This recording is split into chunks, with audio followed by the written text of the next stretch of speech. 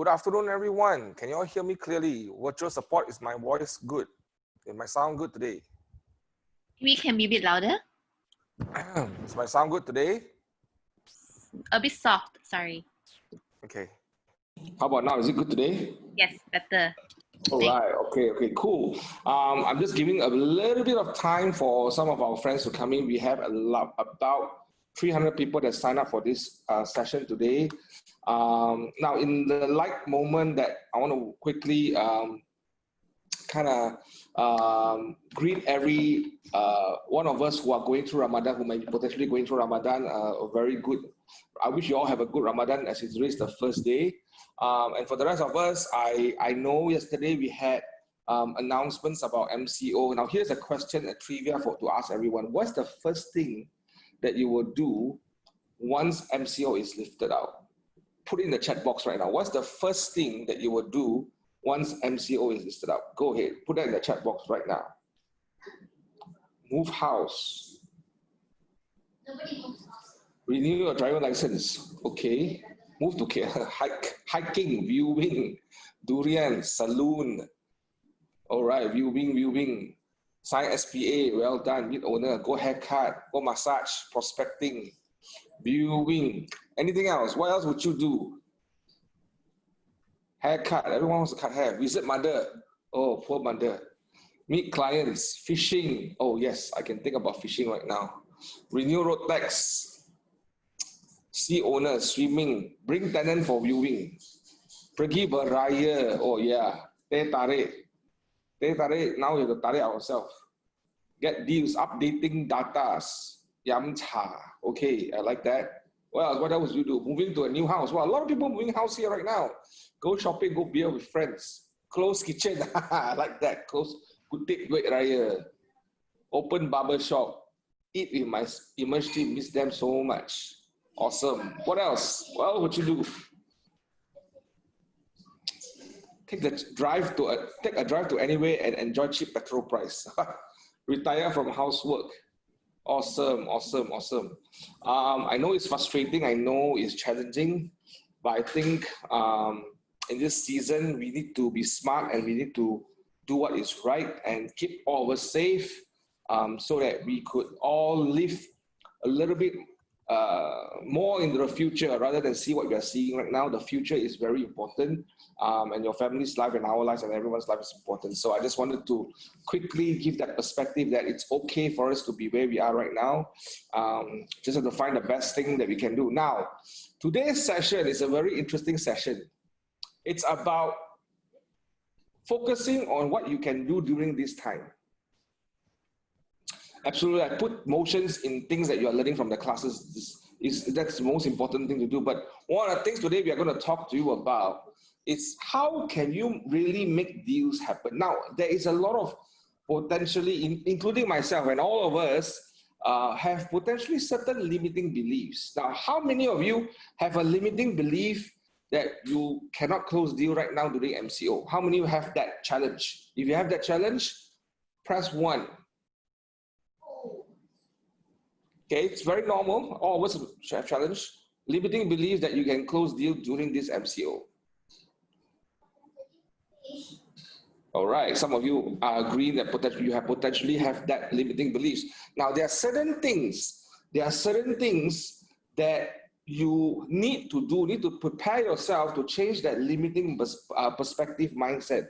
What are the action steps that you need to take in order for you to potentially even start closing a deal? Now, you may not 100% get an SPA sign and all that, but at least you get a deposit done, you get a booking done, you get something in motion. The goal is to move forward. The goal is to step forward and get things in motion. The word motion means there's action and there's movement.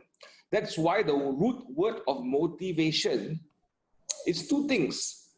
It's action and motive. And it becomes motivation. That's where people don't understand what is motivation. They put motivation as an emotion or a feeling.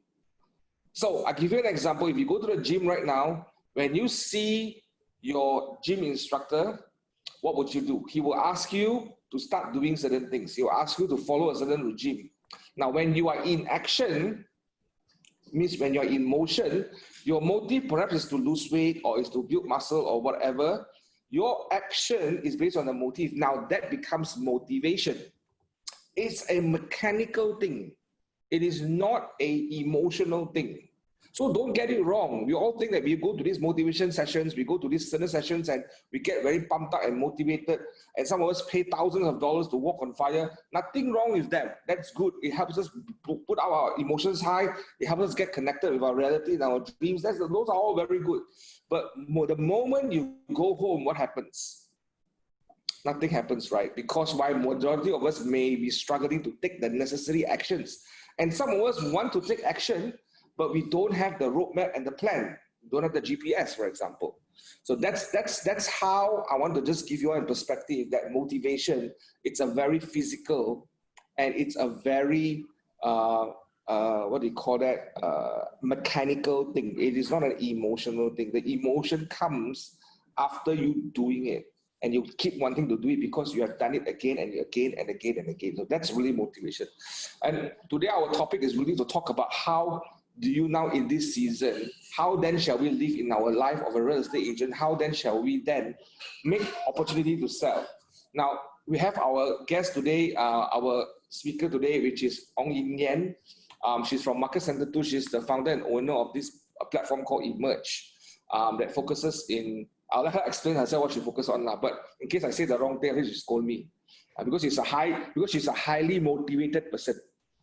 Okay, so without further ado, but one of the things I want to tell you about her, she is probably one of the most direct, most clear person that you will hear from today. Very direct, very clear.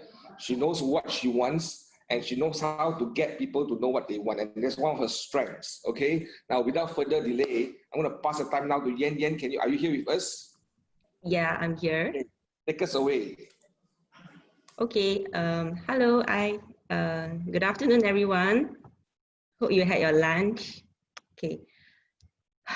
Yeah, I have to do this because Jonathan asked me to do this. All right. So I'm going to share with you a little bit about myself. Maybe I can start with that.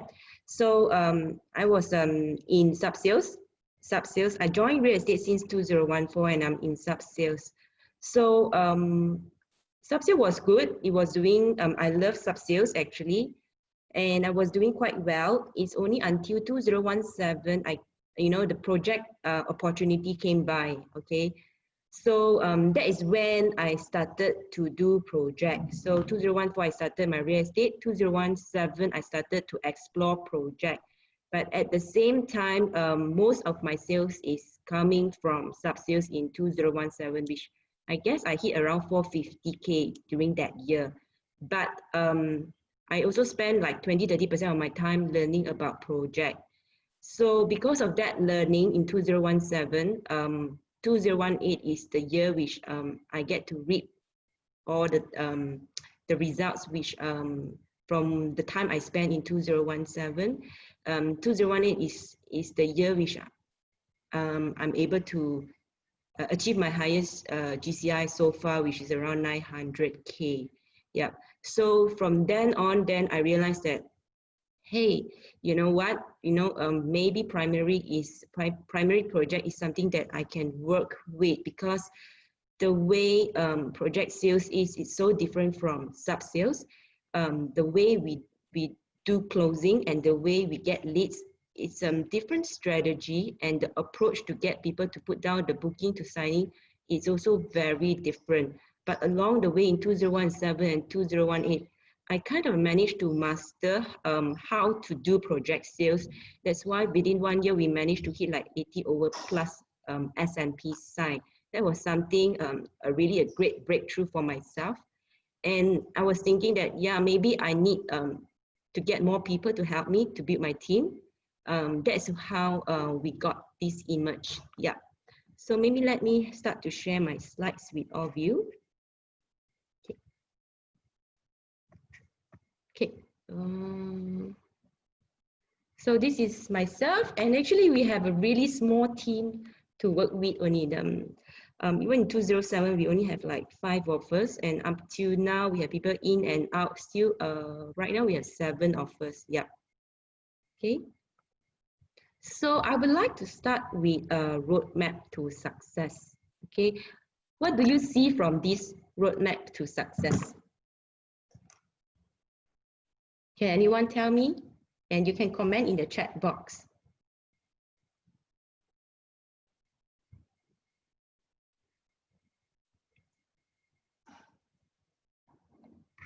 Oops.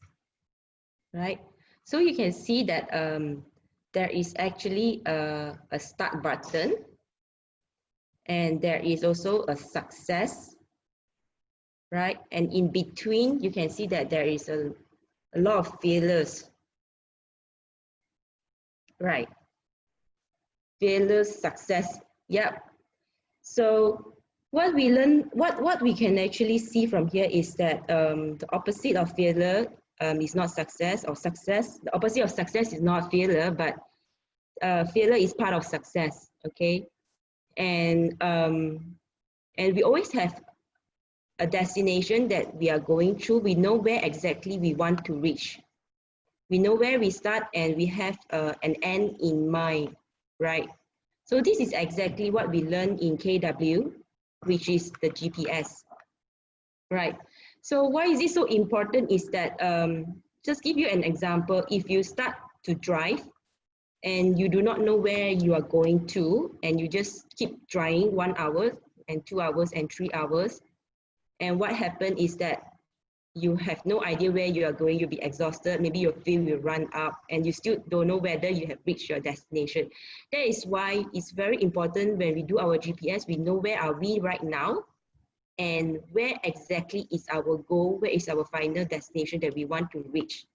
And also bear in mind that whatever activities that we have planned, our strategies and our priorities to support where we want to reach, which is our goal, there will be a lot of failures that we have to come by, and we have to pick ourselves up and do it again and again and again and again.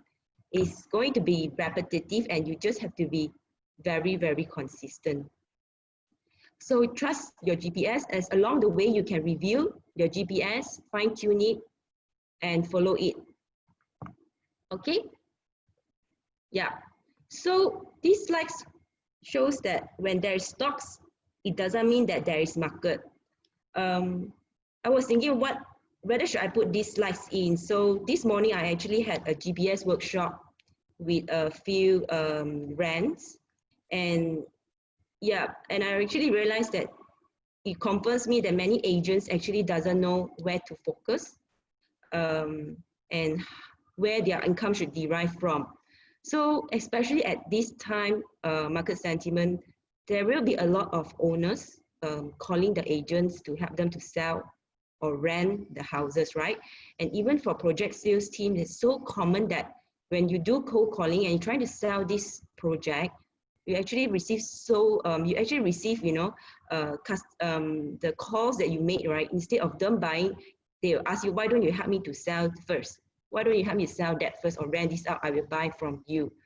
But the thing is, where are their house? Where are the properties? All over everywhere, right?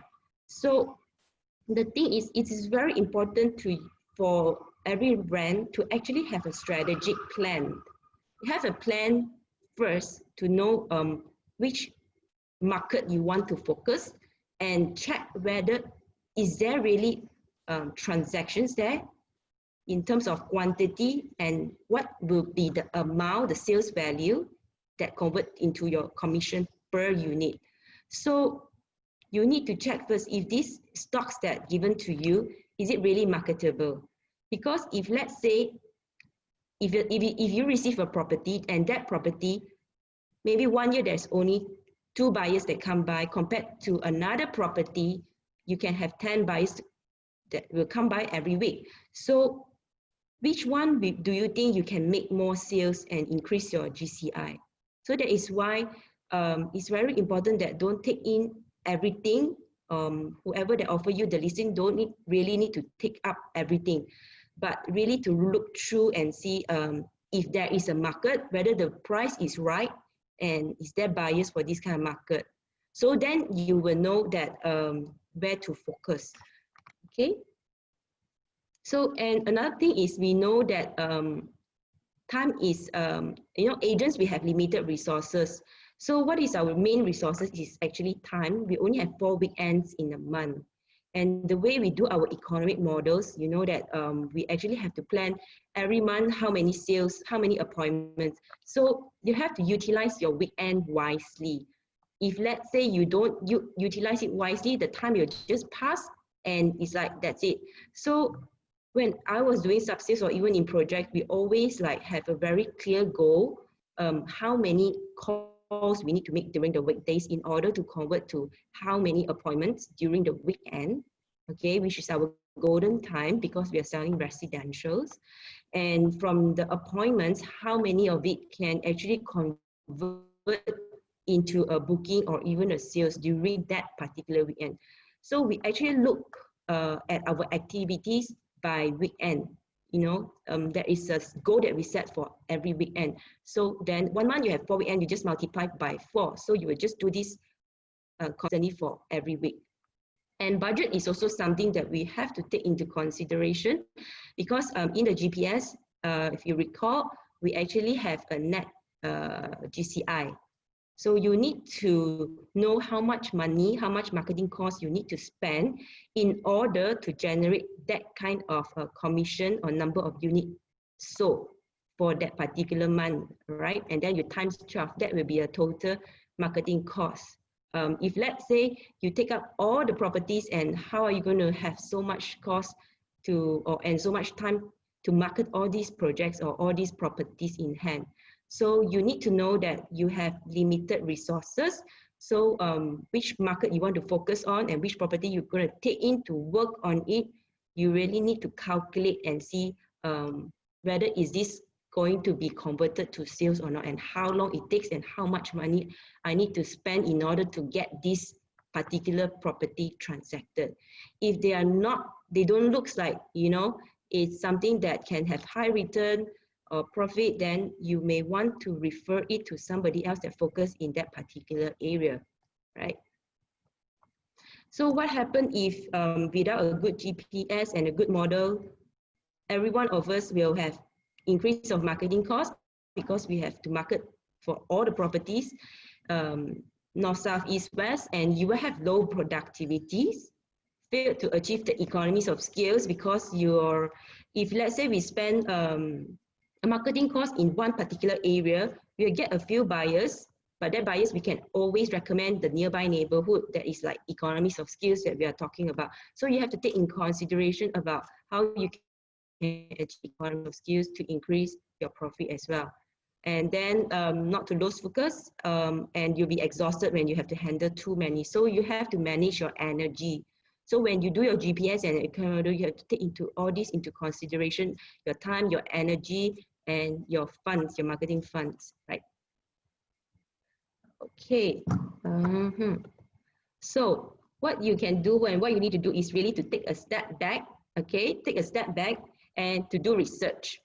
Where and what you want to focus, which area, which property type, okay? And then re-strategize and do your GPS. You have to be very, very clear. So I came across this agent. She was telling me that I'm actually doing sub-sales and doing projects, and I do not know how to set my GCI and how do I do my conversion rate. So the thing is, she will actually do a general thing like, okay, I will split everything half-half and will put the conversion rate, everything same for primary and for sub-sales. So that is not actually the way to do it. Even though if you do a mixture of a product or different market, if you know understand your market, you have to understand your market well so that you know exactly how many sales you can get and what would be the conversion rate. You can still separate out and break it down very clearly whether it's a sub-sales or you're combining it with a project. Okay, so one of the way for you to know where to focus, which area and what products to achieve your high productivity and economy of skills is you want to know where is the highest transaction and what kind of volume and sales price. You need to do a research, okay? And you can actually find this from the past transactions. You can get it from bricks or even like land office listings. That's what I usually, how I used to do. I actually check the total transactions for that particular neighborhood. And then I filtered down to the few particular condo that I spotted that I want to market. And then from there, I see how many total transactions are there in a year. And I average out the total sales and I get average sales price for that particular property. So, and then what I found is that, let's say, for example, I found that, okay, for this particular condo, annually, actually, it transacts, for the past 2 years, it transacts about 50 units per year. And average sales price is 1 million, right? So in my mind is that I just need to take like maybe 20% market share or 30%. Is there possibility that I can actually go in and conquer this market share now? So I will also search on like who are my competitors in that area, okay, and what are the listings they put out and how aggressive and frequent they are in their marketing, okay, and also see what are their weaknesses so that I make sure that their weaknesses is my strength, right? So that is how you should be doing your research and know where you want to focus before you jump in to do your GPS. Yep. And another thing that I think is important for us to take note is actually the product life cycle. If you notice, right, that's what I myself realized is that every product actually has a life cycle. Okay, so if let's say this project is if this development, once they VP, is actually at the introduction stage, okay, but the thing is it will decline the number of transactions for this condo. I used to do a condo in Ara Damansara for sub-sales. So when they first VP, there was very little transaction. And after 5 years, the number of transactions keep on increasing, okay? And it comes to maturity already when it's like 10 years old. There is still transaction, it's just that they don't transact so many already. So it's already at a declining stage. Okay, so that's why when you do your research, you also need to take into consideration of the product life cycle of that particular product that you want to sell. Every product has its own life cycle. So you know that whether are you going in at the introduction stage or growth or maturity stage or declining stage, there is no right or wrong. It's just that you need to know what you are entering into so that all this ties back to your economic models. Okay. So sorry, Yien, I just want to pause there. There's a question that came up when you were talking about the checking with the land office. yeah, Are you referring, Jennifer asked, are you referring or talking about sub-sale or project on that? that one is a sub-sales, sorry, sub-sales. Sub-sales. Okay, thank you. Because the land office is the transacted properties. So there will be there's a list. What we used to do is like we go back to our Subang Jaya office. You know, there is a list of land office in Excel, really complete, like Selangor, Kuala Lumpur. All the transaction is there. I just have to download the Excel and I can actually filter to, I want to see Selangor property, I want to see or zoom down to Ara Damansara, I want to zoom down to which particular condo. I can all filter down and actually check and analyze what was the past transaction, how active is the market for that particular condo or that particular area, which whatever how you want to analyze it, you can filter it.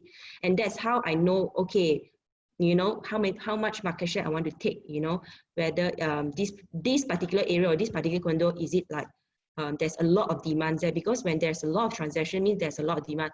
So because for agents, we want to put our time into something that has higher volume of transaction or higher sales value, at least, you know, to achieve our higher GCI. So that's why if you have all this information and you do the analysis, it will be very powerful, it will be very strategic, like how you want to start and plan your business, your real estate business for the year. Okay. So sell what most people want to buy and be very, very good at it. Okay. That is my strategy lah. I'm not sure about how or what you think, but usually for me, I would like to go with the high volume. And then once I know there is a transaction, there is a market there, and the total average commission about 20,000, which is what I want at least. That is the kind of market I will go in, and there is the quantity demand that I will go in, and I make sure that I will master the area and be very, very good at it. So it's the same for project and sub-sales as well. Okay. So what's in your pipeline? This is something that we all will ask ourselves also in actually when we do our GPS. But this has been something that we have been practicing. It's like always I have a pipelines. I'll be able to know like today how many buyers is going to buy today. It's like really, really today. And then how many buyers is going to be like buying tomorrow, or they taking a few days to think about it. And some buyers, they are really interested, but I need to revisit them, maybe give them a month or two, maybe they want to check their loan or they want to do some refinancing, you know. And some buyers, like they really starting to look out, but they need to sell their property first. They are like this kind of category of buyer that like maybe they want to buy next year or half a year later. So I actually categorize my buyer into my pipelines so that I clearly know like how many buyers that how many transactions I can close like within this month, or how many transactions I can close within the next 3 months or within this year. So I know that, okay, this is what I'm going to achieve. So I know where is my gap. So let's say at the end of the month, so I already, supposedly I forecasted I have 2 S&P signed. But if let's say I only have 1, then I know that, okay, next month I have to catch up. I have to catch up the one that I missed this month. Because in sales, I always feel that we're doing the sales for tomorrow, not for today. Yeah. So it's very important if you know clearly that you have these buyers. If you don't have, that means you really have to start thinking about it. How come you don't know whether you have this buyer? Or maybe you really don't have, then you have to be very honest to face it that, yeah, I don't have any buyer today or tomorrow or even this year. So it's very critical already. There's something really very wrong. Maybe something is, you really have to think about it, what went wrong, and talk to your coach and really plan out your GPS and your economic model. Because usually a successful agent will have all these numbers already. It's very common for us to know how many buyers we want to close this week, how many buyers we want to close next month. It's very normal. It's like, it's expected to know. Okay. So it's the same for seller. Okay. Seller, you also have to have the pipelines of seller. Because at this time of, at this sentiment, at this kind of market sentiment, we need to work with motivated sellers. You know, a transaction can probably only happen when, you know, seller is willing to reduce the price, or even developers is willing to reduce the price. Because buyers, they only want to buy value buy, good buy at this time, especially like this year, correct? So I will really need to categorize my seller into my pipeline as well, whether how many is very motivated one. They are willing to drop their price like another 100,000 or 10% to 30%. I want to know. Because, right, once I know, if let's say this is a highly motivated seller, I have to quickly market it and reach out to my buyer and sell it as soon as possible, because in the market, I'm not the only agent, right? There are also other agents that is competing with me when we all found that this particular seller actually willing to reduce price. So you also don't forget about your competitor. So when a seller is willing to reduce the price to 20% to 30%, it means like you really have to be fast to work out to quickly sell off this unit, right? So that is the purpose and reason why I always have my sellers categorized, and I know how urgent are they and how flexible are they, you know, whether they are willing to they are willing to reduce the price, or they are willing to accommodate, you know, to move out immediately, even if let's say there's a buyer to come in now.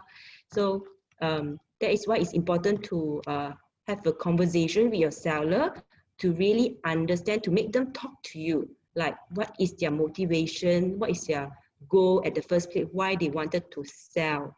So from there, you will slowly be able to get the information from them and persuade them, why not, would you want to consider to reduce your price? Then if they don't want, then you want to remind them, then how about your goal that you wanted to achieve, which is maybe, for example, you needed to sell the house because you need the funds to pay for your children's education, and you are really needing this fund, you know, for the fees for the next quarter. So so if we know you are willing to open to us, then we will always use back their motivation to remind that, hey, why not you consider to reduce your price? And in fact, if you reduce your price, you can get to transact faster and move on your life to your next stage, right? So it's very important to talk to your buyer and categorize them, because if those that is like not so motivated, but you know they want to sell it, and then you can always revisit them back. So today they sell at a lower price, but doesn't mean that 3 months later they are not willing to reduce the price. And also some of the owners that are renting, also they are also very potential to become your homeowner, all right? Because when they rent for a few years, they also see it already, and they don't want to rent anymore, they don't want to maintain the house anymore, then they want to sell. So there is a possibility. That's why sometimes we also do rental, is we know that one day they will become the seller, right? So today, if you want to catch a buyer's attention, so as you know that myself, I've done sub-sales previously, and I'm moving to focusing more on projects now. So this is something that I apply to myself and my team, okay? I'm not sure how you can apply it to sub-sales. I believe you can relate it to sub-sales as well. So what are the language that you can really turn on your buyer? Because market is so bad now, people is like don't want to buy house, the sentiment is not so right. But we still believe that there are buyers in the market. But it's just that they are more choosy, they're more picky, they're more careful. So what are the languages that you think you can turn on your buyer so that they will, like, you know, catch your attention and they're willing to talk to you about property? Anybody? If you want to know the language, can you please press 1? If you don't want, you press 2.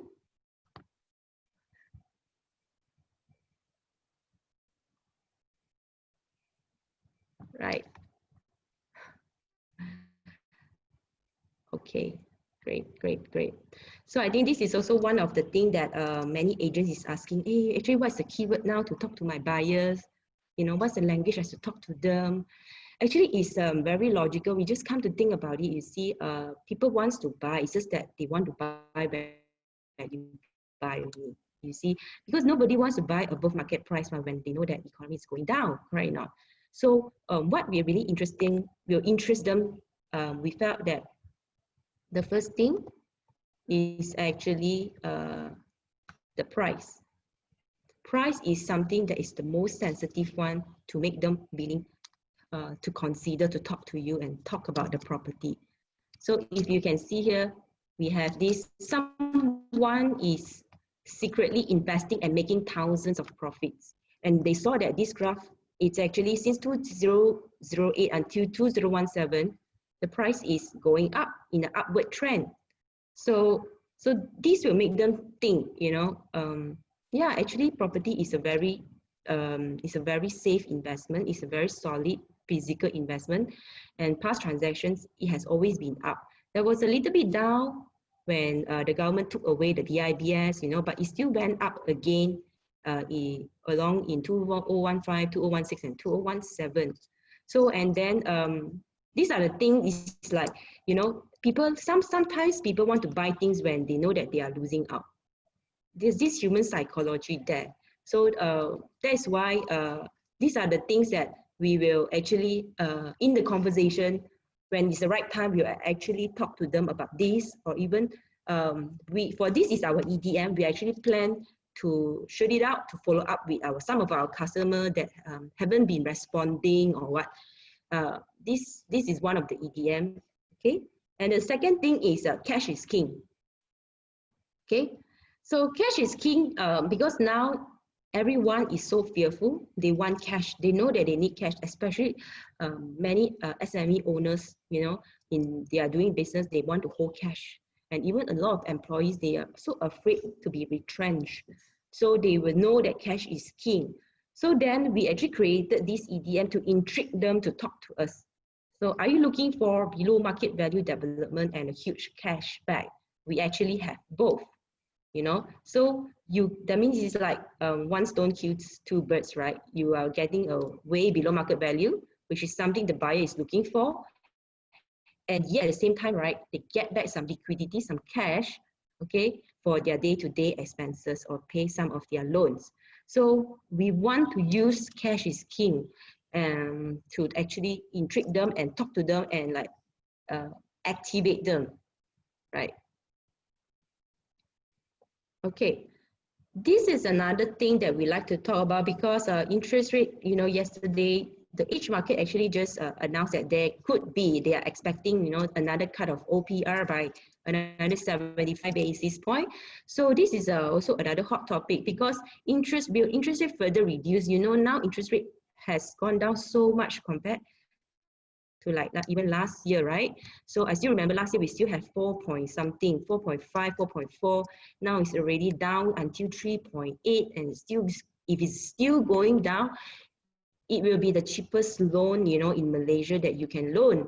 So for us, we are selling projects. So the projects that we are selling, you know, you know, in this market, the only way to transact is you need to look for buyers that got money.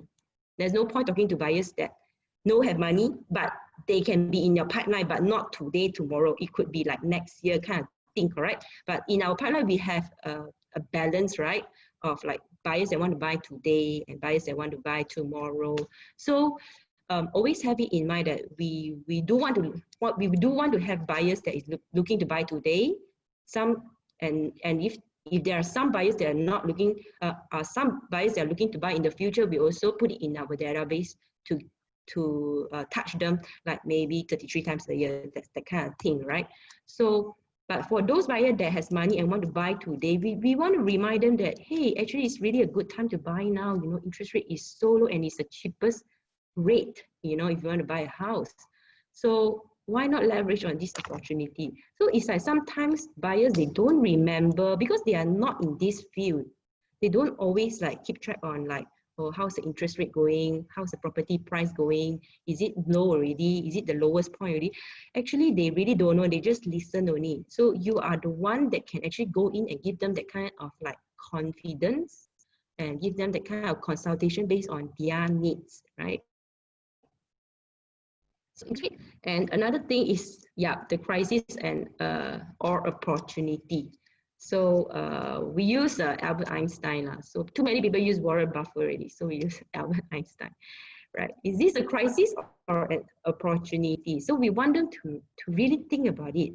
So if you want to buy a house, usually you buy during when price go up, or you buy during crisis time when price go down, right? So we just want to remind them that, you know, in fact, could there be an opportunity? Why not let me show you why is it an opportunity? So that is where you, as an agent, you need to do your job. You know, you are prepared to show them your facts and your data and your analysis. And if they find that it's logical, makes sense, then they will sign up with you. Okay? So this chart actually tells us that, right, there are many types of buyers. You know, when opportunity comes, some buyers, they will ignore the opportunity. They don't even know there's an opportunity. Right, and some buyers, when they saw the opportunities, they will turn it off because they are not ready to take up the opportunity. They know it, but they will turn it down, right? And there are some buyers that they are willing to listen to you and they will embrace it and they will take action. They will They will take advantage of the opportunity and take action and proceed for the sales. And there's the other type of buyers is that they will create opportunity. They will offer you back, hey, why not like that? Since you give me 20% rebate, right? Can you give me partially furnished? Okay, I will buy from you. You know, there are some buyers are like that, more aggressive ones. So there are different type of buyers that you need to recognize. But most importantly is, how about me? How about you, we as an agent? Do you take this as a crisis or opportunity? Okay, and during crisis, do you see any opportunity? And which one do you belong to? Are you someone that run away, ignore it, or you will embrace or even create opportunity during this crisis? Okay, so you think about it. Okay, so I'm going to tell you that right now we actually emerged, we are actually doing a project which is 590 per square feet, and it's a brand new tower that is launched. We have about 240 units, brand new units, located in a very prime strategic location and surrounding neighborhood, right? The price is 900, 800, or even 1,002 per square feet. Isn't this like 30% below market price? If you think it's a yes, it's below market price, you give me a 1. If you think it's no, you give me a 2. And if you think this is an opportunity, you give me a 3. If you think this is not an opportunity, you give me a 4.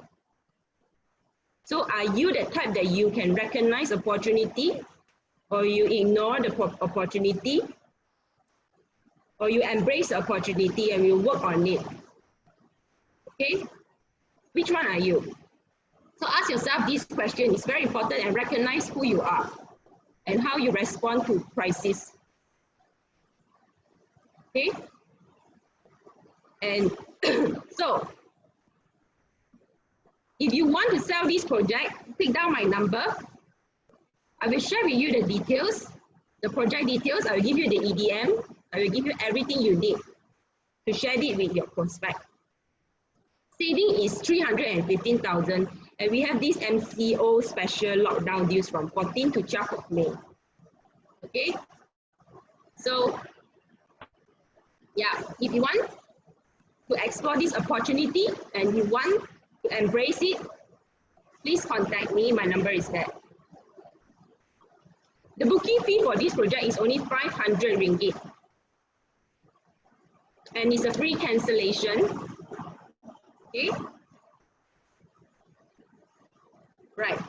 So let me summarize what's our strategy for Emerge. As I said earlier, our team, we actually specialize in project sales, right? So we look for motivated developers. We work on projects that sell at prime area, below market price. It's a new launch tower, so we have all the choice units of 250 units. And developers is willing to give the good rebates, and we can give an irresistible offer to our buyers. And the commitment fee is only 500 ringgit. It's fully refundable if you change your mind. So this is the kind of seller that we are working with right now.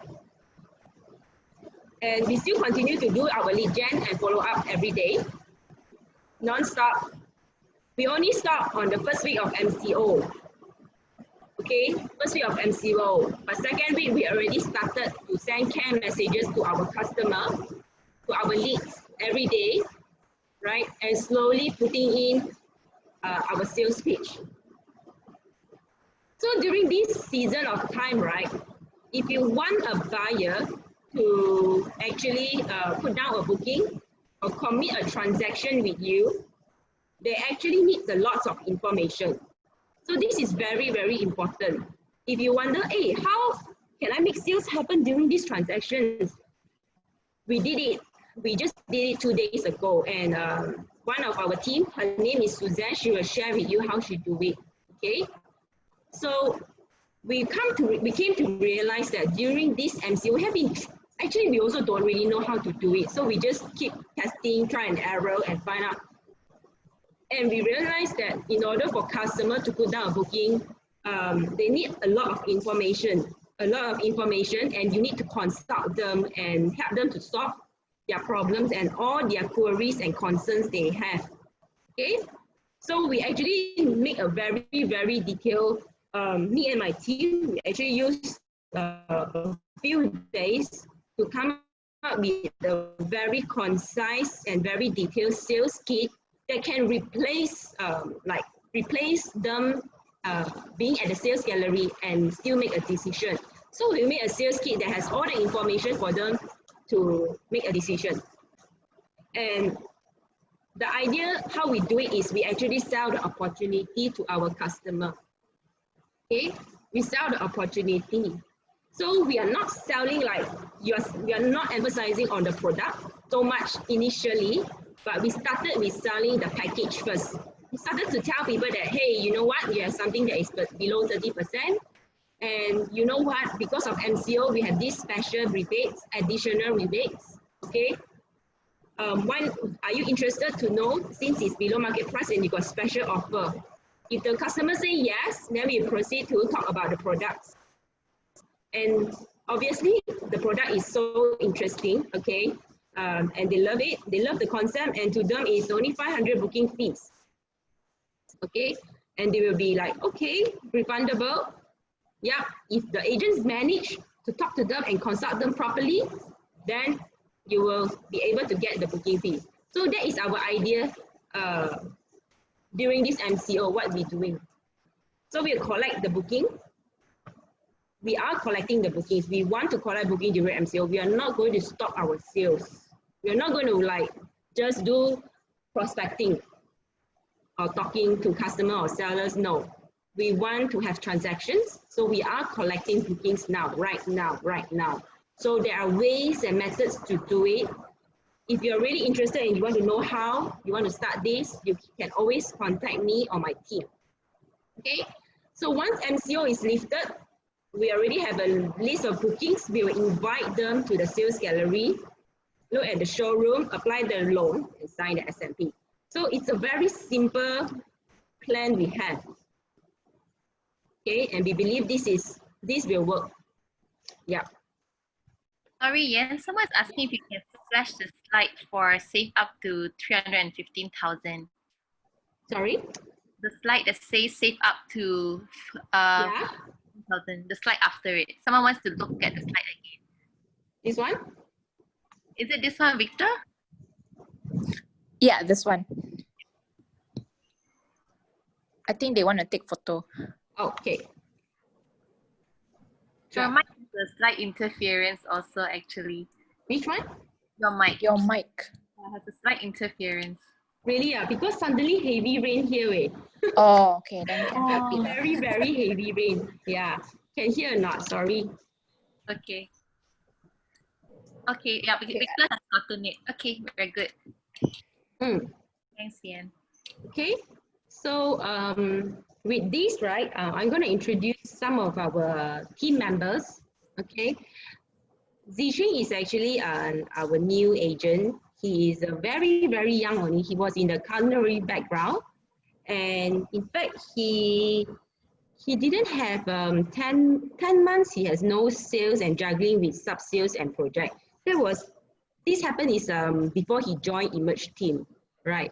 So then achievement is 1 month in Emerge, he closed 2 deals, which is about 20,000, and 2 units is about 40,000. So once after he joined Emerge, within the first month, he already achieved the first deal, and then the following one, the second deal, right?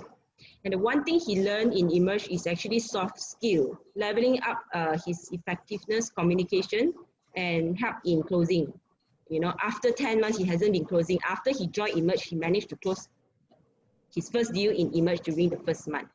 So Ziqing, And the second person that I will request is Cheryl Yong. She's actually in the finance background and zero knowledge in real estate and decided to leave her corporate and join full-time in 2017.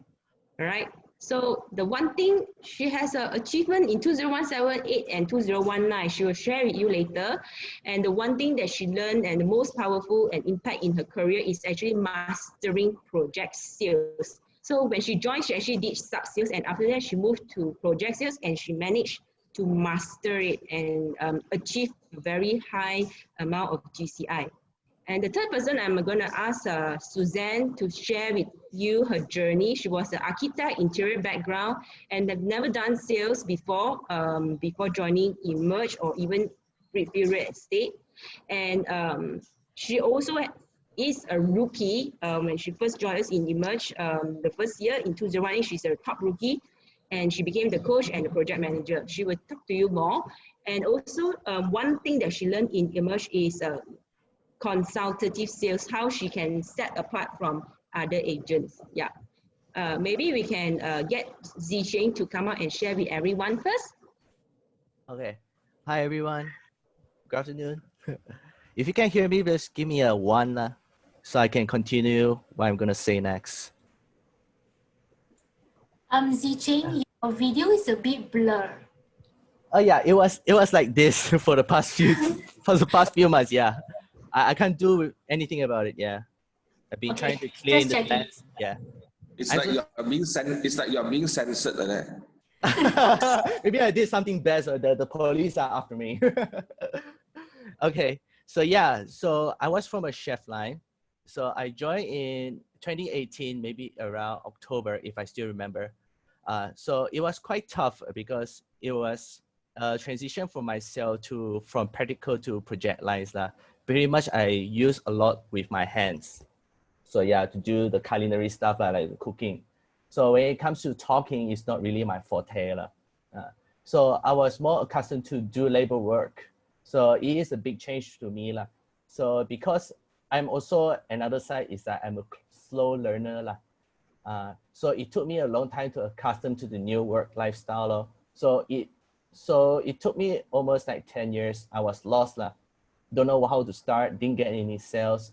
But however, my productive coach, Christina, is there for me. So she always there, send me WhatsApp and told me to never give up on me. So I took in her words, and also because I still believe in real estate career. So one day I stumbled upon Emerge team. So it was like, it's a team at that time. So it's like a very dynamic team. It's a woman team at that time. So there's no guys in there. So, and then during their achievements, so I was pretty amazed. So I want to be like them. So I requested to join their team and to learn and find out what's their secret formula to pretty much. So they approved me. So what really impacted me when joining this team, there's a lot of things that really impact me. There's not one thing because I'm very new. So I took in everything. It's like a waterfall in my face. So there's a lot of impacts. So one thing is I would like to split it up a bit. So Yien is really the backbone and the brain of the whole operation. She's very good at impromptu problem solving, and the way she speaks, the tone and the right words when talking to clients.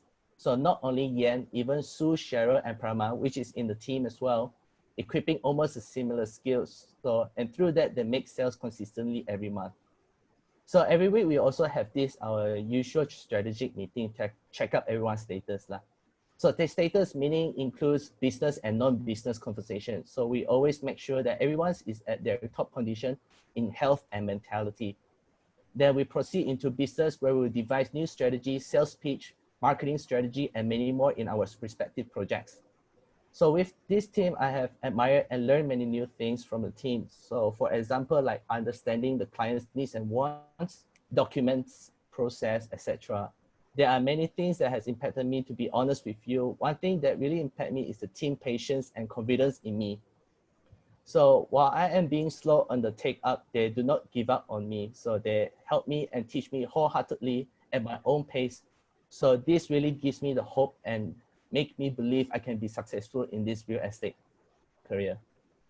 I can see that my face is getting a bit dark. I'm so sorry. So what do I achieve when joining after this immersion? So it comes in many kind of perspective lah. So in terms of everything I have learned from the team is the leadership from Yien, social skills from Sue, Cheryl, and Prama. For myself, I achieved for myself in life is that I managed to do something different, stepping out of my comfort zone. For sales, after joining Emerge, diligently following with their system and structure, and always work closely with their system and structure. Oh, sorry, I'm repeating myself. Always work closely with the leader and coach with proper guidance on achieving my goal. So I managed to finally get my first deal in within a month, and later another one in the upcoming months. They are not small amount too. The one unit is like SBA is like 1 million. So I got 2 S&P signed and converted. So in that time I got 40,000 commission. So I'm quite shocked and glad that this is finally showing some lights to me. It might sound little to many of you guys out there, but to me, this closing really determined my faith in continuing this career. So as you can see, I'm still here. So when joining Emerge, I have managed to learn how to speak in real estate language. I have learned soft skills, such as finding out clients' needs and wants from the start, from greeting clients, presentation, giving property advices, to closing. With this skill set, you will be equipped with confidence and service any clients when you meet them. So for my advice for new joiners, on my opinion, of course, so I would really recommend joining a team to be your very first move. Because at least you have a system and structure to follow. You don't need to wander around just like me for 10 months. That's what I did because I'm very full of myself at that time as well. So at least you have a system and a structure to follow instead of just coming in and wander around. So in the team, you'll be assigned with a coach who will train you and equip you with necessary skill set. The coach will be there to assist you all the time, literally anywhere and anytime. The coach will guide you in hopes and that you guys will be independent and become project managers yourself. With all this available on the table for you, you just have to leverage on them and learn as much as possible. Keep on improving yourself and never ever give up, guys. Yeah, that's it. Okay. Thanks, Jing. Maybe we can get Cheryl. Cheryl, are you there? Yes, I'm here. Can you see me? Anybody? Okay. Hello, everyone. I'm Cheryl here. Thank you for joining this session. Yeah, let me share with you a bit about my background. I've started my real estate journey with Brieffield on 2017, and it's been a wonderful 3 years in real estate. Before that, I was in finance for 10 years. I was doing the back-end job, like analyzing data and looking at the numbers only. So it was a very drastic change for me with a zero sales knowledge in real estate. So when I joined real estate, I started off with sub-sales on my first year. It was great. I've learned a lot during my first year, from closing rental deals to closing big deals. And I was the top rookie for 2017. So after that, I've decided to join Emerge in project marketing for RR3 residences because I saw the opportunity in project marketing. So this project is in a good location and also selling below market price. Okay. One of the good things about the project marketing is I don't need to look for a listing anymore. There are many good units for me to sell. So from then, I've learned from Yien and the team to do project sales. I've mastered how to close deal in parent project. Hence, in 2018, I've achieved 300,000, and I've also been promoted to project manager for RR3 residences and Emerge coach in 2019. So with the support of my coach, Yien, and the team, I'm very grateful that I'm the top producer, first runner-up in 2019 last year. And my goal this year is 650,000. So from zero to hero today. So I can do it, you can do it too. Yes. Wow. Okay. Any questions for Cheryl? Thank you. I like to kacau people, sorry. Yeah. Okay, maybe we can get Sue. Are you ready, Sue? Yeah, hi, Yien. Can hear me? I scared my line is bad again. Yep, Can can hear hear you. you very clearly. Very good. Okay, guys. Hi. Good afternoon. Good evening. So I just want to share a little bit of my feelings, right? I mean a bit of my insights lah. So first week when we heard of the MCO, the lockdown, right? I think our team, we were all super crazy. You know, we don't know what to do. Okay, so me right, personally, I felt like the whole world crashed down, and I did not want to do anything, and I think I'm not gonna do anything. Okay, you know, to me, right, I feel like I will observe first and see how it goes on later lah. So honestly, I didn't believe in selling things online. Okay, because even selling a property in the sales gallery also so hard already, right? So how to do online leh? So then what happened was, thankfully, in Redfield KW, we have lots of virtual trainings lined up once the MCO kicked in. And you know, these trainings, right, it's not just on the models that we could follow to do our business, but also a lot on our mindset. Okay, and why we should shift our mindset quickly during this time of crisis. In the trainings, right, we were constantly reminded that in times of crisis like now, the market share out there is so small. Okay, so if you continue to sit there and not do anything right now, you will not even have a small piece of that market share. And at the end of this all, eventually you will lose out. Okay, so all of a sudden, you know, I felt like, yeah, I totally agree. You know, I totally agree. And I told myself, you know, during this time, it is important that I keep doing what I do, keep in contact with my clients, continue to generate leads, and not to say I will surely close many sales during this time, but by doing so, to continue to do what I do is to really grab as much market share as possible to keep in my funnels. Okay, so that after MCO, I know that I will have activities and possible closings. Because if I don't start to do something and I don't communicate with my clients, right, and generate leads right now, someone else would have done that and take away my little baby market share already.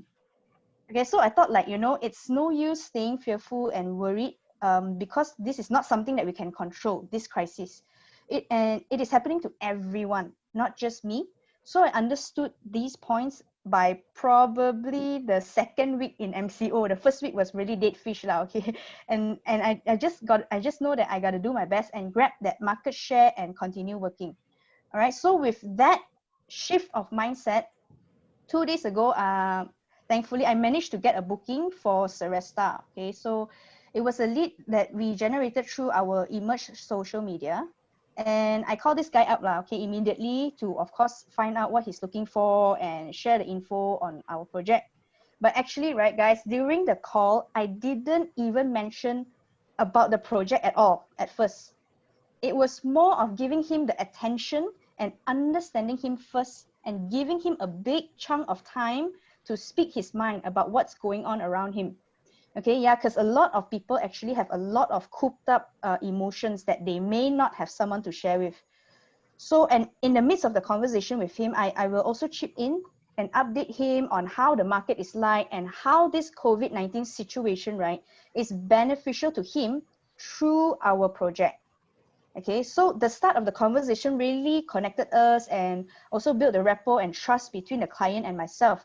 So because I wasn't just being an agent that wants to push the product, but I'm really someone that actually cares about him and what he thinks, really trying to be helpful to help him see what's best for him. So I took 2 weeks to close this deal. And during the whole 2 weeks, right, he was really always messaging me on WhatsApp and asking me not just about the project, but more of how to make the right decision for himself. Okay, so you know, he was thinking whether to buy a sub-sales or a new project for own stay, and also he wants to see returns as an investment ultimately.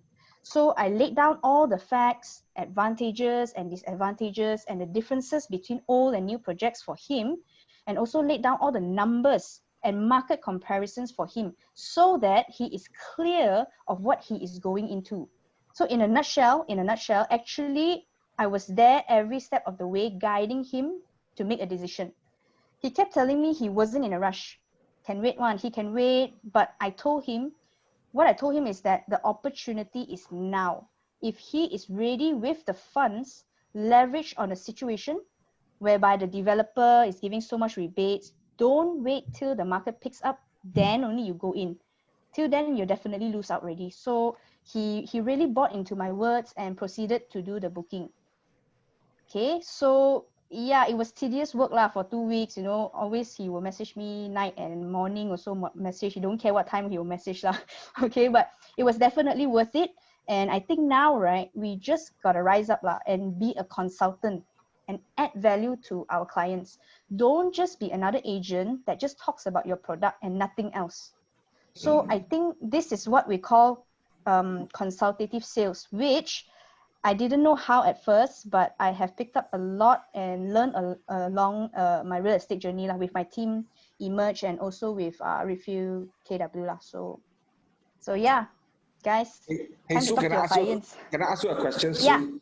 Yes, John. I Yeah. know this is impromptu, but I like to do impromptu stuff, and I know you're a person. When you go now in this season, there is a lot of fear that people are not ready to buy, which is very real. That a lot of people are not ready to buy. In fact, I would say 99% are not interested or ready to buy right now. And that was the situation you were in at that point in time. Now, when you went into the mode of persuading or conversing or consulting, right, and having the conversation with the buyers, with that particular buyer you just secured their booking, what was it that helped you not think that way and just keep going and just keep going and keep going? What was that? What are the things that help you? Because I think it's very important for our audience here, because our audience here are going through the similar things like you, but you have had a breakthrough right now, 2 days ago. What did you do that is that you would advise them to do and think and feel at that moment to get that booking done?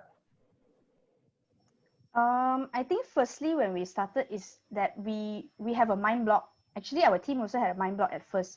We felt like, yeah, this time, where got people want to talk to us? Where got people want to buy property? Where got people want to speak to an agent? But the fact is, when we still continue to do our social media advertising, there are still so many inquiries coming in.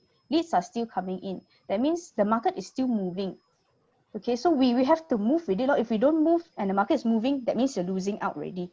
So first, I think is you have to fix your mindset first. If you don't think it's possible, I don't think anything else will work after that. So we have to work first and just make the first call, man. Just make the first call and just forget about all this crisis thing, because I think we cannot control it. So we have to go out and grab the market share. Yeah. So do you guys have like a certain time block every day to do certain things?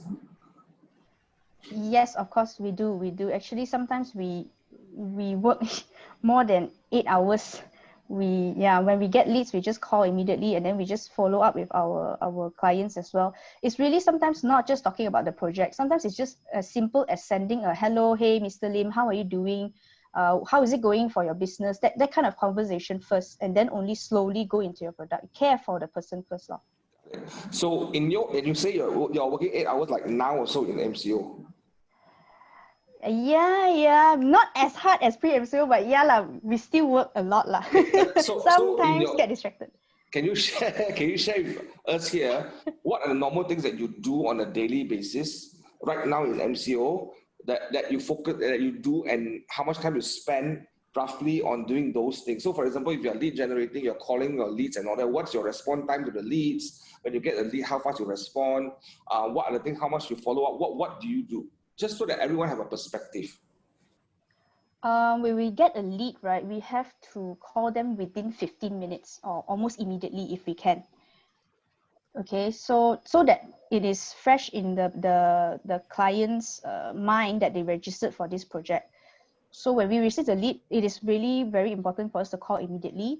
And then now during MCO, I think it's a bit different, because last time in my 135, the timetable 411, the timetable is to start calling at 10 a.m. Okay, but now because MCO, I think a lot of people are sleeping very late. So I think I start a little bit later, probably about 11 or 11:30. Then I start calling. All right. After I call the new leads, then I will follow up on those who I know are potential and keep in touch with them. And then slowly I will send EDMs to those who I feel are not so potential, but still keep the conversation going. Does that answer your question actually? Yes, I just want to understand, I just want everyone to know that what Sue is doing, it's not rocket science. It is very simple, boring stuff that is repetitive every single day. Am I right? Now, I'm not saying Yes, you're a boring person, Sue. yeah. I know you're a very exciting, interesting, energetic person, but that particular task that you guys are doing consistently every day on a daily basis, that is generating results and is showing up in your results, is just continuously, consistently doing simple things every single day consistently. Am I right to say that? That's what we need to do, guys. You don't have to go to college to learn this. Am I right? You just have to just go and do this consistently, and that's a living example. Thank you, Sue, for being an example to us. Thank you for being a role model. Thank you for inspiring us that things are possible if we just put our head and mind together and our hands and feet and our head together to get this done. Thank you very much. How many of you are encouraged by Sue? If you're encouraged by Sue, just type yay. All right, back to you. I still have a little bit more to share on the slide.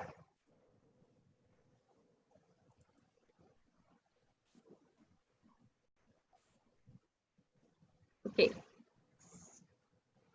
Okay, so, before KW actually came up with us in Redfield in September, our team emerged. We always focus on this K, A, S, and H. So this is something that we work, it's very powerful to help us to remind us every day. K is actually knowledge. So because we know as an estate agent, if without knowledge, without knowing the products well, the market well, the area well, the past transactions and what's happening around that neighborhood, the product that we are selling, we won't be able to give the customer confidence and the information to make a decision. Even on the loan, the interest rate, and then who can get what margin and all these things. Knowledge is so important, right? And the second thing that we really focus so much on is activities. Activities, which is our time spent on calling, lead generating. We need to have activities. If you don't do anything, you have no activities, no calling and no appointments is equivalent to no sales. So we do know clearly that we need to have activities, weekdays, calling, weekend, meeting clients. And we also know S is for skills. So skills is very, very important because it helps us to increase the conversion rate from leads to appointments and from appointments to closings, right? So every stage has skills that we need to master. So we emphasize and we do a lot of training, role play, and discussion on how to up our skills, okay? And the fourth thing is the habits. Habit is the most important thing of all because even if you have knowledge, activities, and skills, but without habits, you won't be doing what you need to do every day to generate the result every day. So cash is very important. That's how we worked with last time. But now with KW Malaysia, we actually have all these GPS, technology, system models, lead gen, 135411, economic model, and so much and so more. So definitely with KW Malaysia, we believe that, we can actually grow further. Yeah.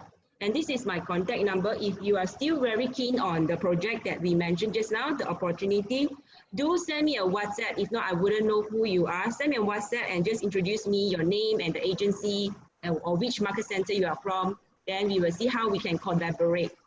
Yeah. I can't see your slide yet. We can't see your contact slide. You can't see? Yeah, because you didn't play it's not, just click on that contact slide. It's still on the cache. Really? Yes. You have to share screen and try again. Can you share screen and try again? This one, can you see? Yes, I'm only looking at cash. I'm not looking at your phone number and your picture and all that. It's not coming out. This Yen, one? you got Yes, to. yes. Now you got it already. Yeah. yeah, Okay. that one. Okay. I'm going to leave this page here for a second. Is there any questions that any one of you have right now that you want to ask, or virtual support? Is there any question that you're missing out? Yes, there were actually questions much earlier. Okay. Which I didn't disrupt because Yen was doing her thing and in the zone. So just now when Yen was talking about doing research and transacted prices, she mentioned BRICS. She mentioned BRICS and JPEH. So someone asked, where else can we get transactions besides BRICS and JPEH? Is there anywhere else? I'm not sure, seriously, because I only use these two. Yeah. Okay. Yeah. I'm not sure. I'm And sorry. then someone also asked, can we ourselves check JPEH? Do we need to go through somebody, or can you your own self do it? For us, because I'm from Refill, so everything was already given by Refill. It's just in our office, and I just download it. So, but what I know that is like every transaction you need to purchase, then there's a cost to it. Yeah. But Yeah. for So Refill, I can help Yen answer that question. That part. You either go through BRICS, which is a platform a technology platform that's owned by iProperty that kind of pull all the data together and come up with more new data. Or you kind of buy the individual transaction data and piece it yourself together, because that will be very difficult. So my suggestion is go for BRICS. But in Refill, because we have those data and we are exploring a new data technology that will support the agents in the transaction, which we probably work on it and announce it after MCO. They are all internal stuff that we are doing to support the agents to make sure that they have the right data. How about any other questions? Yes. Shireen asked, Yen, what made you shift from sub-sale to project? Because you were actually doing very good in sub-sale. actually, when I came across this opportunity, it was like a headache to me. It's an opportunity, but a headache, because I was like struggling which, am I an opportunist or, the 4 quadrant just now. So what happened is that one thing I remembered, I was thinking, because if the market is shifting, because long time ago, I don't think there is so much of opportunity for agents to sell project sales. And only recent years, more agencies are starting to take up. So it's another set of skills. And at that time of point, I'm just thinking that I want to acquire another set of skills to value add myself so that I can be more competitive in the market. So that's all I was thinking. I didn't know, I don't have a solution, but I know that if I want something, I need to pay the price. I need to go in and learn everything from scratch. Yeah. So that was just the pure reason. And I know that I can still have the capacity to learn, so I do it. Yeah, of course, Okay. I also saw the opportunity. Yeah. Yeah, I still remember those days. Yeah. So you were struggling that time, right, Yen, to decide what to do and all that? No, I was struggling on whether I should take up this project sales. Correct. Yeah, I was struggling whether to take up this because I have no idea how to do it. I have no idea how to run a project, and how do I even get one sales? Don't talk about 87 S&P sign, So it's like a big question mark to me. And that's the only motivation is that I know that I want to get another set of skills, which is the project marketing, so that I can be more competitive and I can switch within sub-sales and primary project when the market is also shifting in a way. Yeah. The follow-up question for that was, which is easier, sub-sales or project? I don't think there's an easier one, right? Sub-sales or project is easier. If you ask me, both has its own challenge. It's very different. It's really very different. So the thing is, it's not about which one is easier or which one is harder. Actually, both also can make money. It's just that if you decided to do one thing, you make sure you do it well. Okay. It's not a waste of time, yeah. Yeah, moving on. George Tan asks, the pipeline is very stressful to monitor because just now you talked about pipeline. Is it possible to do this by week? Is it possible to be this week or this month this year, as I am not aggressive enough? You are not aggressive enough. So that means you have to, then it goes back to your goal. So it goes back to what is your goal for the year, like how much is your GCI, as in like how much is your gross commission income. If let's say you set for 50,000, and therefore probably your transaction like number of prospect that wants to buy today probably is lesser. So I don't know what is the exact concern that you have. Okay. Yeah.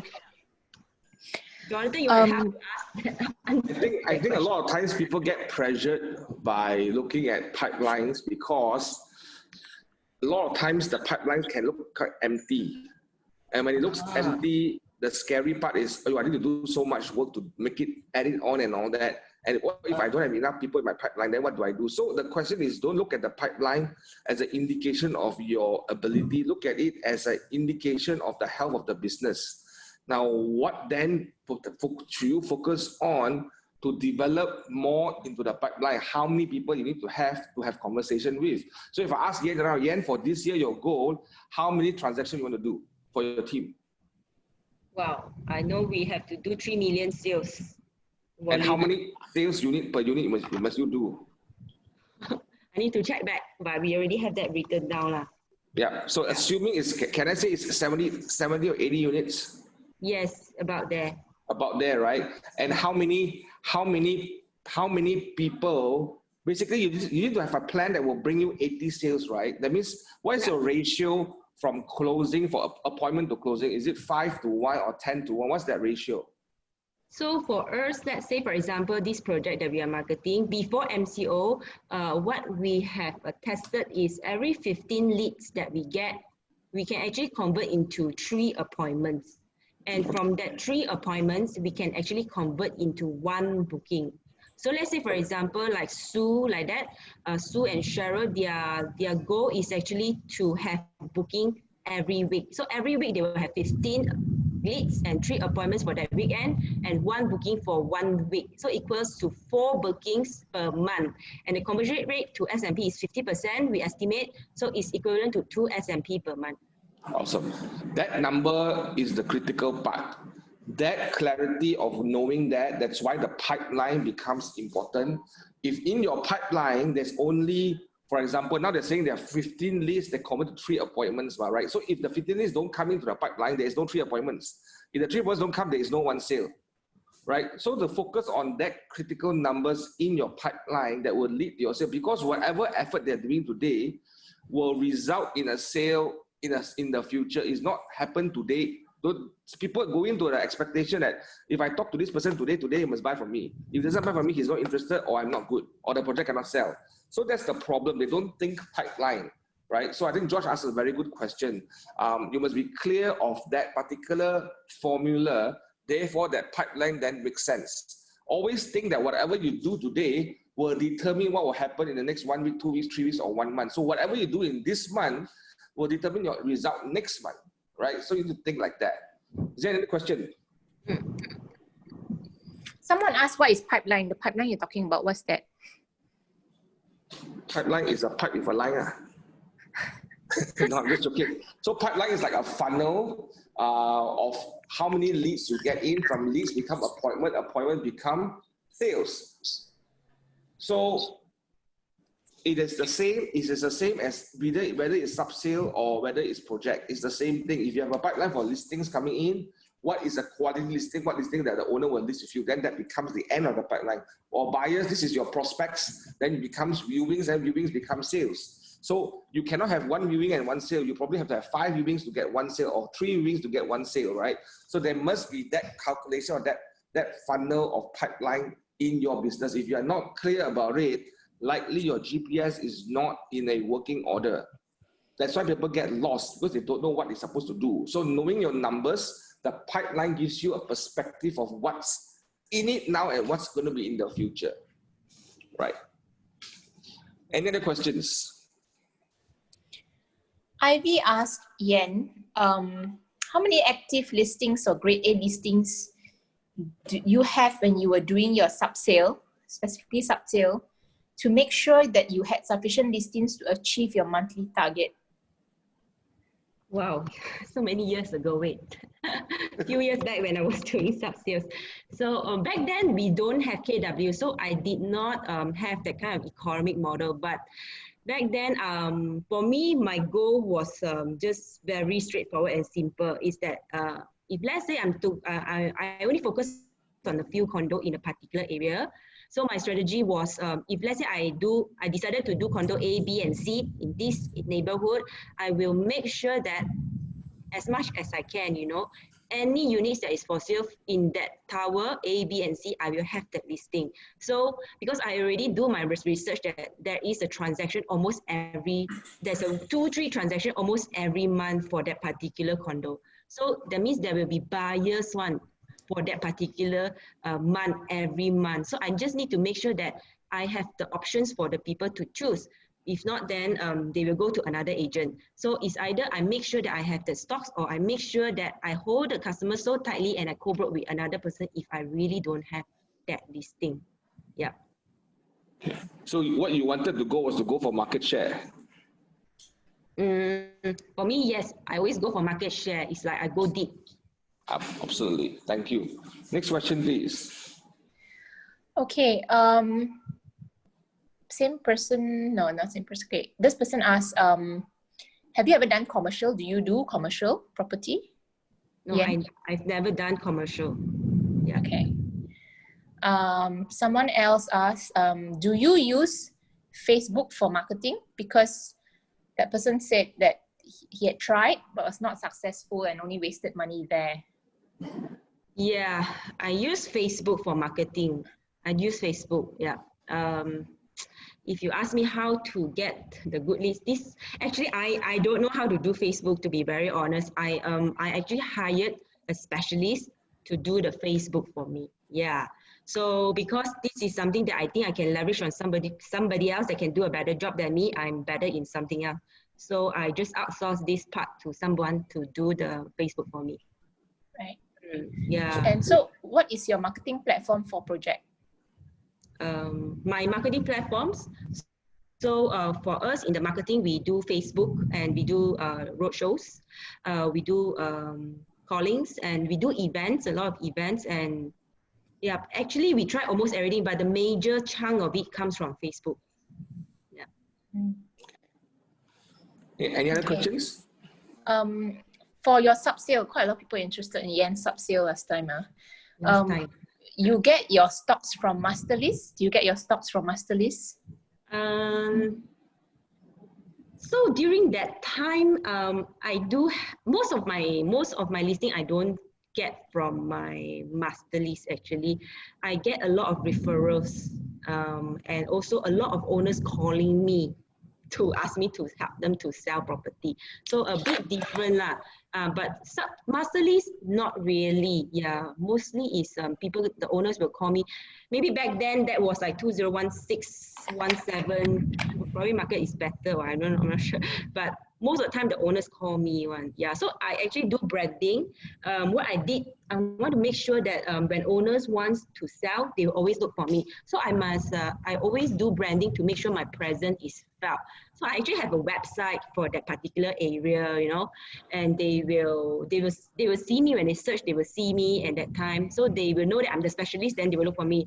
Another way is that I actually put up a lot of advertisement for the first page or even the second page. So it's like the owners, when they want to sell, they will go to iProperty to see who to ask them to sell. If they see that I'm a specialist, they will automatically call me already. So that is one way that I do to get leads, listings.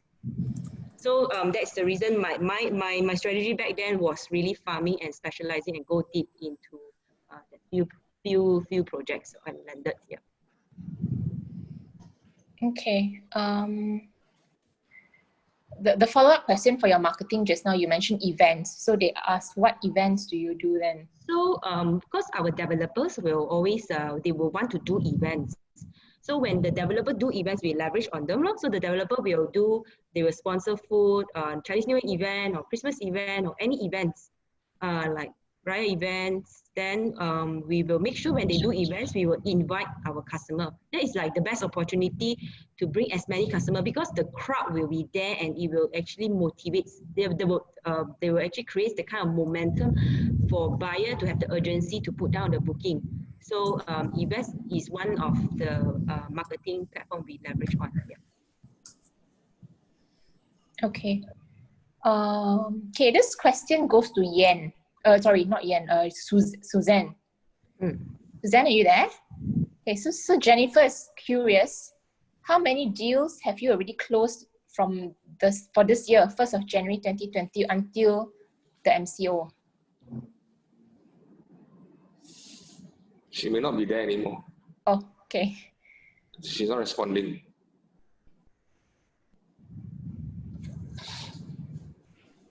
Is there any other questions that we can have? That we can take? No. Besides that, I think we are done. If I've missed your questions, please repost them again. Okay, let me quickly go to some announcements right now. I want to just share a few things that's going to happen next week with you guys, especially for our guests. We want to quickly share this with you next week. Announcements, please. Announcement, please. Someone can share the announcement, please.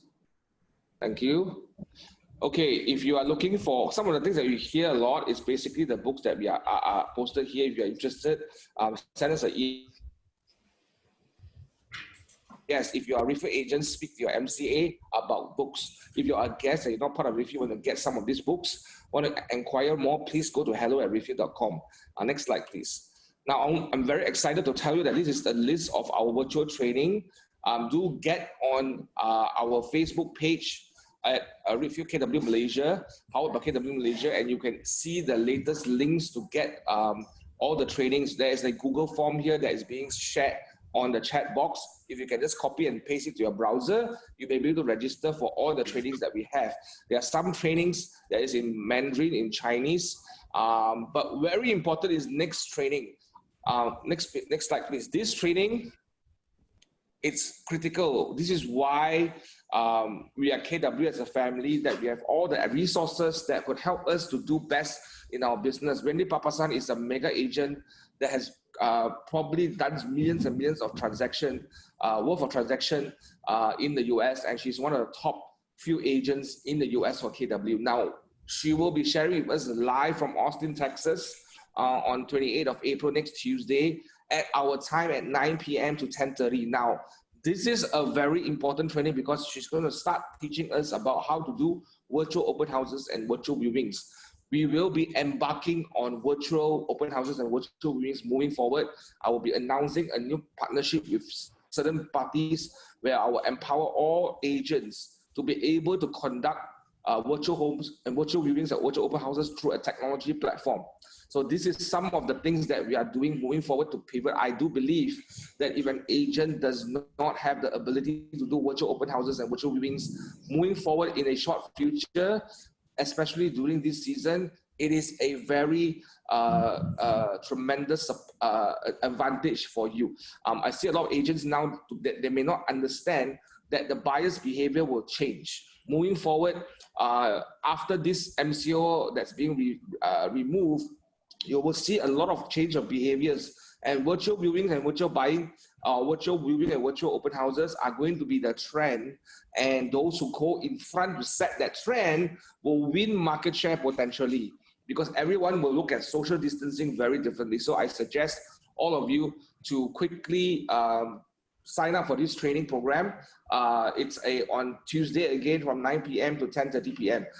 Refill KW is going to take on the lead to see how we can do what we can to support agents to get into virtual viewing and virtual open houses. Next slide, please. Now, if you have seen all the things that we have done here right now, we know that we are giving value to people and giving value to you all, but I'm asking for guests and our agents right now to think about people who are not going through tough times in our business. There is no one supporting our agents right now during these tough times. I'm asking if all our agents and all our guests here who are in this business to potentially participate with us on a campaign that we are trying to raise funds to support families. Now, when we launched this campaign yesterday, we already have a few inquiries coming in, asking for help.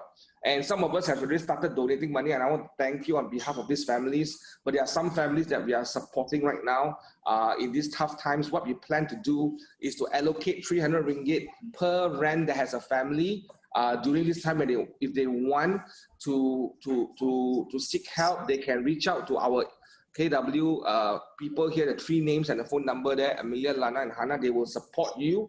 Now, this fund and this support is open to all agents in Malaysia. As long as you have a registered rent tag and then you have a family with children, if you're having difficulties right now, call them, reach out to them. They will evaluate whether you qualify to get this support from us. So we are asking that do not be afraid to reach out to us. If you need help, need support, reach out to us. Now, if you are one of the more fortunate ones and the one that okay, I will ask all of you to consider donating and raising funds together with us. We're trying to raise 100,000 by 14th of May so that we can support 300 families of real estate negotiators in Malaysia. Now, we can't do much, but I think we can do something, right? So as a practitioner in real estate in Malaysia, let's do something for our own industry to change those lives. So this is what we want to do to help them to make this work, okay? Thank you very much, guys. If everything is okay, I will see you. Have a great weekend. I will see you guys next training. Thank you very much.